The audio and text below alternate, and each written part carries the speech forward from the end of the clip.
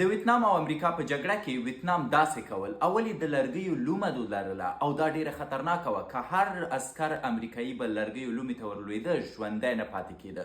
د هغې نه وروسته دوی بله لومه جوړه کړې وه، د مارانو لومه. داسې کنده چې د مارانو نه ډکه ده، یا یو خلطه ده، ته یې خلاصوې دفتاً مار در باندې حمله کوي او ته ځای په ځای له منځه ځې.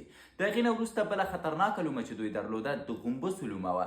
د پورته ونو نه به یې په امریکایي عسکرانو باندې د غومبسو ځالې راغورځولې. کوم عسکر به په سترګه غومبسې چیچه او د چا نه به یې شونډې ښکلولې. صحیح ده، بیخي صحیح ده.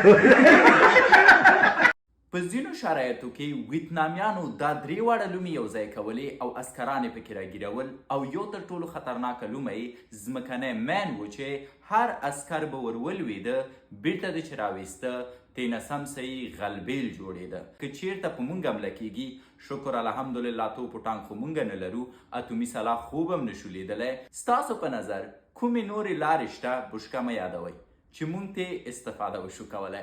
حتما یې راته ووایاست.